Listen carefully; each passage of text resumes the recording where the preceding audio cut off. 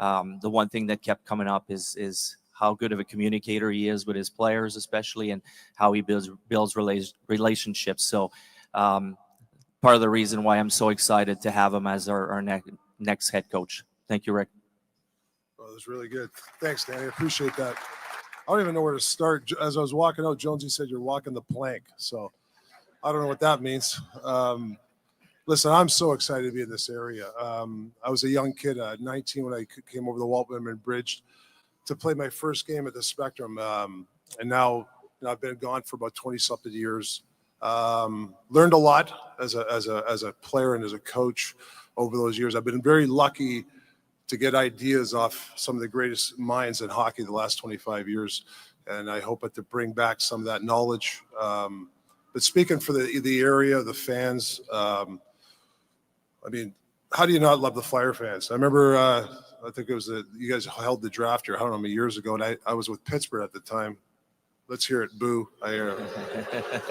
So anyways, I remember going up announcing the first pick, and I got booed, and I was like, man, I love these guys. So that's what it means to be a Flyer, right? Heart, passion, winning, going through this process with the ownership, Dan Hilferty, Jonesy, and Danny, the plan that they had, listening to where they wanted to go with this roster, and it really excited me where they're going.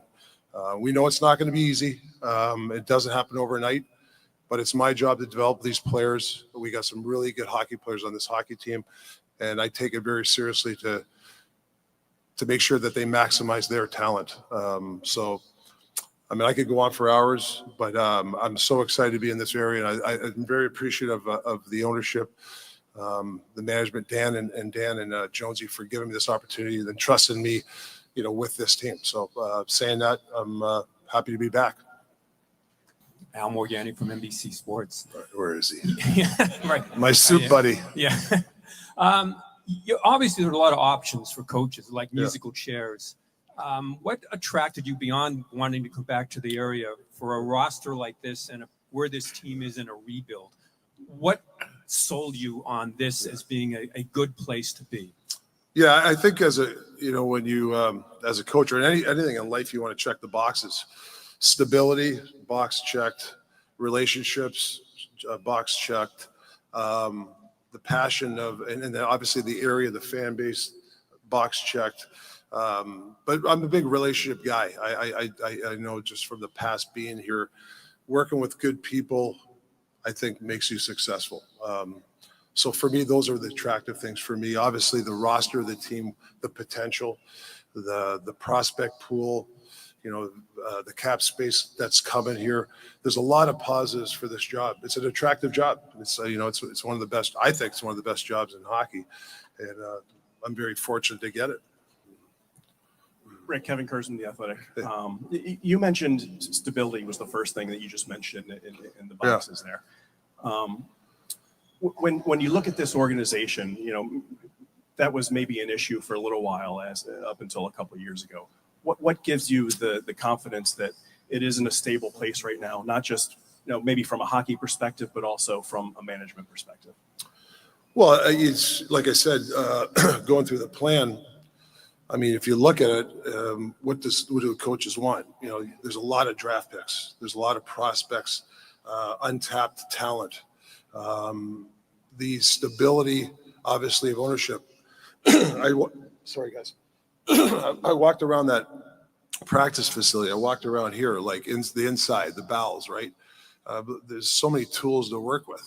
I mean, the practice room has 3 sheets of ice. Like, as a coach, you're like, oh my God, these are the things you want as a coach. So those are attractive things to help me be even a better coach. So that's why I think I can't speak for the past. All I know what I see now and the relationship of the people that I'm dealing with now, and it excites me. We hear a lot about your ability to communicate with players, and that's one of the things that these guys like the most about you, bringing you in. We've heard former players of yours talk about how much they've loved playing for you. As a guy who's played in a different era, how did you kind of learn to deal with today's athlete, and what's different about it now than maybe it was when you first broke into coaching? Yeah, it's a good question. I think breaking in as a player, it's a different era, right? Coaches told you, hey, do this, and you just did it, right? You were scared to ask why. Now this generation, they want to know why. They're smart guys, and they want to know why. We're doing this forecheck because of this. They want to know why we do it this way, and it's my job to make them buy into it, obviously, but you have to accept that as a coach, and I enjoy that. I enjoy, like, I'm a partner with the players. It's not a dictatorship. Like, you're not going to last in this league if you think you're going to tell these guys what to do every day and have all these type of rules. But I think if you partner up with a player, listen to them, and there's got to be accountability. Don't get me wrong.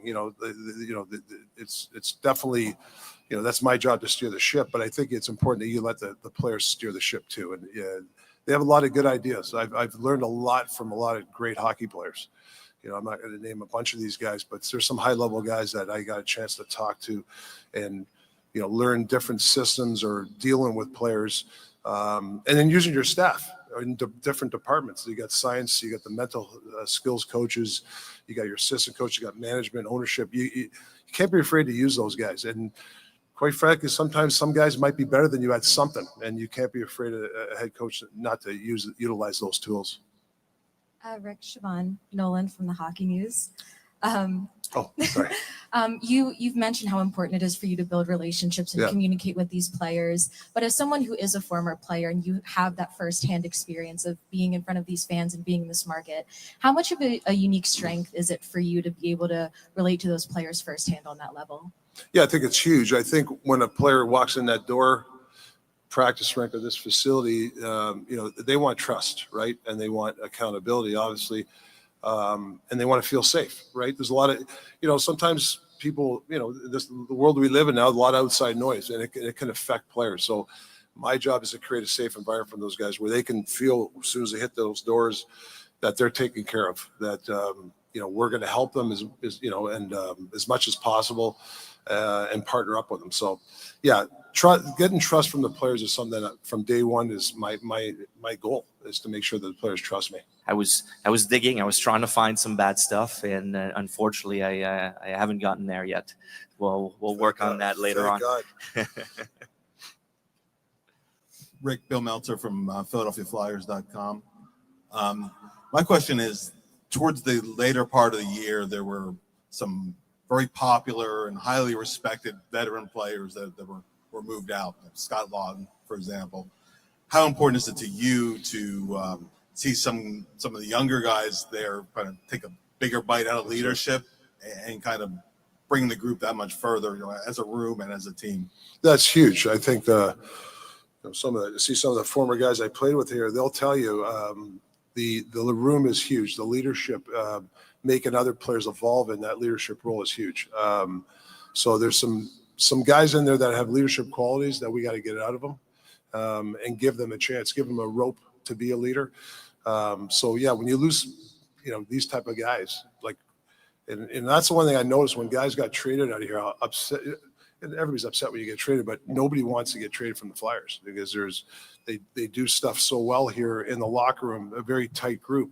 That's what I want to continue. I thought Torts did a hell of a job of hardworking team that cared about each other. So hopefully I can keep that tradition going here. Rick, Sam Carchidi from the Hockey News. Yeah. I know you're in the middle of a rebuild right now. Yeah. What positions do you think you have to upgrade to expedite the rebuild? And Danny, for you, do you think that having Rick here will help attract free agents? Let me go first.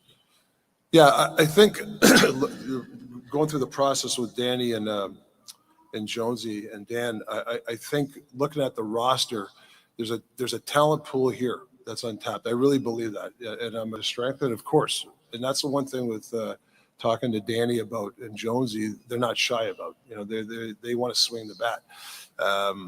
At what time? That's their job. But whatever I have in front of me right now is something play without the puck is something very important to me.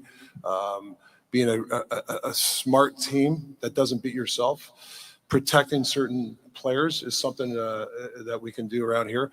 But yeah, I feel there's enough here to get the ball rolling and keep the ball going where these guys got the directions going. Hi, Rick. Hi, Danny. Haley Taylor, Simon here from Philly Sports Network. Have you thought about any assistant coaches and more specifically how to address the power play heading into next season? Yeah, my head's already going. We got some things we're looking at. I think it's important that we do this properly. Yeah, the power play is a sore point, and I get it. It's something that we're going to have to dive into. I have some thoughts.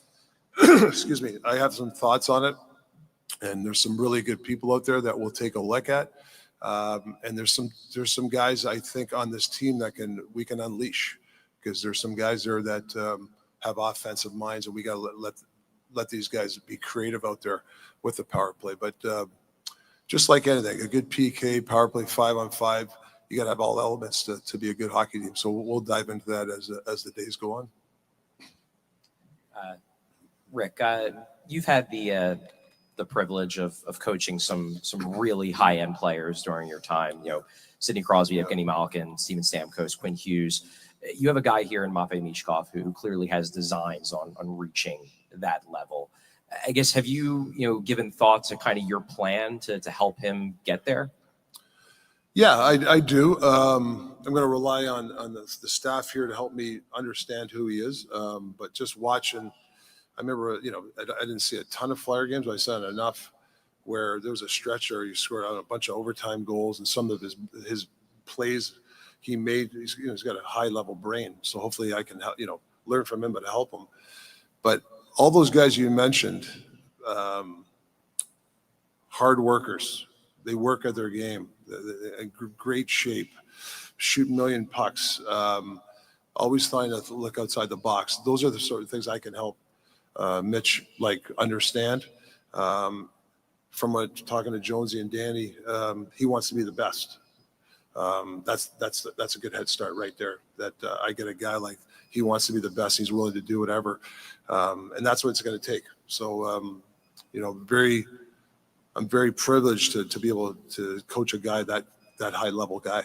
I know the fans already love him here, so can't see what happens in the next 5 years with this guy. Rick, the guys in charge here, obviously Danny and Keith and Dan Hilferty have talked about the importance of team culture. Yeah. Obviously, last year in Vancouver, there was a well-publicized, things went awry a little bit. What did you learn, I guess, going through that in terms of the importance of keeping things on the level from that standpoint? Is there anything you would have done differently? Yeah, it's a good question. I think it's tough to answer in 30 seconds. First of all, I've answered this before. Huge JT Miller fan. We still talk today. Love the guy. Same thing with Levis Pettersson. Sometimes things happen and there's not a bad guy. Sometimes people are looking for the bad guy in this. Some things just don't work out and you have to move on from it. Have I learned from things? Yeah, differently. Yeah, I think we exhausted as a group. I thought I was lucky to work for Jim Rutherford and Patrick Alvin and Francesco Aquilini, unbelievable owner. They were right by my side, supporting the whole time. Could we have done something different? Yeah, maybe. I don't know. But I did learn a lot from that time there. But during that tumultuous time, I mean, the one thing I was proud of the players that, we had a lot of injuries. I'm not going to get into the excuses, but I'm really proud of that team that we were only a few points out of a playoff spot with all that went on. So I give the players a lot of credit for that. But yeah, it's something that you always learn from experiences and evolve as a coach, 100%. Is that this? Didn't you have a second question? That was it? Okay. Chris Tarian, Snow the goalie. Obviously, we have a history of playing together. Yeah. When I look at your career, Rick, and what you were for the Flyers and other teams, and then your post-career, when you look at what you're doing now, what parts of your learning experience do you take the most from your playing days or your coaching days, and also what coach along the way, if you'd say, had an impact on your career? Yeah. I think, Bundy, for me, like I learned as a coach, but I actually try to put myself in a seat. Like if I'm a coach, what do I want to hear the coach, or what do I want from the coach? Like, not to bring up, the campfire stories, but the year 2000 when I said, Johnny, like the memories of that year, we fell short, obviously, Game 7, but the closeness of that team, what can a coach do to help provide a close team like that, and give the players the success and the tools. So I think as a player, put my player hat on when I played, from those experiences, it helps me as a coach. And as a coach, I think just learning from, like I said, I was 2 weeks in Montreal and Boston for the 4 Nations. John Cooper, Bruce Cassidy, Pete DeBoer. I mean, those guys are high-level guys. Just to be in the room with those guys, learning from those guys is invaluable. Over the years, obviously Mike Keenan was a great influence on some of the techniques that he did as a coach. I really enjoyed playing for a guy like Jim Schoenfeld. He was a guy. Maybe Jonesy was maybe not so much. But guys like that are old school, but also ahead of their time. So I think it's important. I've learned a lot from as a coach and a player, but I do try to put my player hat, or as a player when I played. I said, like, when I talk to the players, I think, what is he thinking as a player that I would want as a player too? So I think that helps me, when it deals with players. Last question, please. Hey, Rick, it's Billy Schwein from 97.3 ESPN. The Flyers haven't made the playoffs in 5 years, and we've been told, obviously, it's a rebuild. Yeah. What are your expectations for this team this year? Yeah, it's a good question. I think, getting everybody, get the team to play better. Like like every individual has untapped talent, right? To whatever level it is, it's my job to untap it. I think the direction, I know where this is going, and I like the direction. I actually love the direction that these guys have laid out. I believe in it, and I want to be a part of the solution. It's just not me. It's not about Rick Tocchet. It's about everybody. But for me, I know what I got to do to keep this ball going. And there's a lot of tools here to work with. That's what has attracted me, Billy, to this job. Embrace here. So that being said, congrats, Adam, and Very exciting day for myself and my family, and looking forward to this new challenge and this new chapter in my life. And very lucky to have a great player that's from the area, and Joe Sakic, that would put a pounding on Vancouver most nights when he was here, and we enjoyed that in that time. Generational talent. Thanks for liking the video and subscribing.